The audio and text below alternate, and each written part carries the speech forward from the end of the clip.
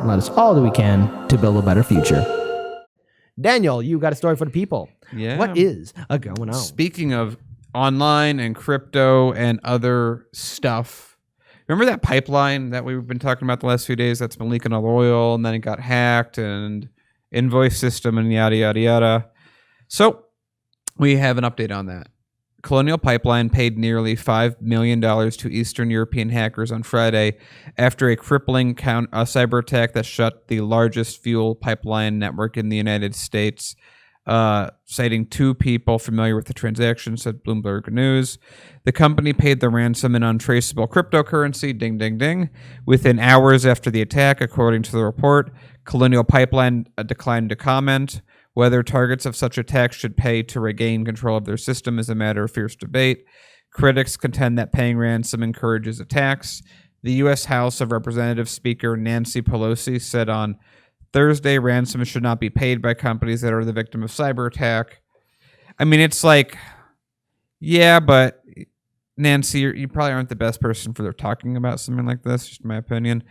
Hackers provided Colonial Pipeline with a decrypting tool to restore its disabled computer network after they received the payment, but the company used its own backups to help restore the system since the tool was slow. So that's sort of weird. It's like, oh, we're going to pay you your ransom, and now we got the encryption tool, but we'll just do backup anyway. Just a weird thing. After a 6-day outage, the top U.S. fuel pipeline, which carries 100 million gallons per day of gasoline, diesel, and jet fuel, moved some of the first millions of gallons of motor fuel on Thursday. The shutdown caused gasoline shortages and emergency declarations from Virginia to Florida because we're a very stable country that has very renewable stuff. You know what's a lot harder to hack? I would guess all the windmills than one pipeline. Anyway. So from Virginia to Florida, led two refineries to curb production and had airlines reshuffling some refueling operations. The FBI earlier this week accused a shadowy criminal gang called Darkside for the ransomware attack. We read that before, and they were very sneaky in that previous article saying, oh, it's from Russian-speaking countries, which, of course, means it wasn't Russia, but want you to think it's Russia.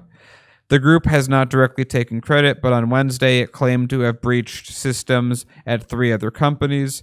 A terse news release posted to Darkside's website did not directly mention Colonial Pipeline, but under the heading about the latest news, it noted that our goal is to make money, not create problems for society. So, okay, there you go.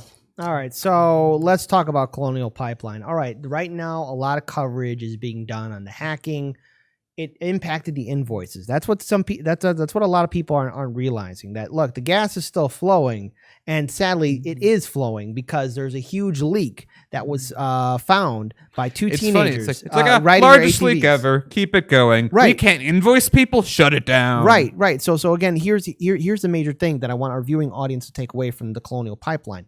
Yes, it's important to pay attention to what's this hacking, but I think people are right now panicking, similar to like they did with the toilet paper during 2020, especially buying up and hoarding gas or putting gasoline in plastic bags, which is, by the way, I'm no expert on fossil fuels, but I know you don't put freaking gasoline in a goddamn plastic bag. What the hell's wrong with people? I get it. I mean, you might not have a container, but a plastic phase. Hold on. I'm drawing you in on this. Putting gasoline in a plastic bag. Good idea or bad idea? Definitely bad idea. All right, thank you. Thank you very much. You know what's not good either? Styrofoam. Yeah. Gasoline. Oh, that. Ooh, I don't even think we can say what that does. Yeah. Well. Just move on. I didn't say anything. Yes, exactly. So don't do it. Just don't do it. But the big thing to take away from the Colonial Pipeline is, again, check out my interview that I did with Robbie Yeager. He's with the Mikasu Casa Network. He was the one that broke the story about the gas leak that is happening in North Carolina. He also was interviewed by Jimmy Dore. He was also on Lee Camp's show as well. Please check out those interviews out in their own right, because we cannot forget that again, as I was interviewing Robbie Yeager, he said on our interview, May 28th is when a new report will come out, just exactly how much of that contaminated material out of the Colonial Pipeline, the fossil fuel, the gas, the energy, all that stuff, the gas is leaking out of that pipeline. And potentially, if the numbers are as bad as Robbie was saying, because again, it kept on getting potentially worse as time went on, this could be the biggest environmental spill in American history, and it's being covered up. It's being ignored. A big Band-Aid is being put on a gangrenous wound about the fact that, look, the hacking thing is a real thing, but it's covering up a bigger story that's going to have bigger implications to everyone, especially living in North Carolina. I know how we get them to deal with the leak. How do we do it? Genius. Ready? We find out where the leak is, and we start using it as a gasoline station. They will immediately fix the leak. Well, if you're an ingenious person and you know how to handle it, go ahead. But again, it's very dangerous around that area. Again, Robbie Yeager is the one. He's of Mikasu Casa Network.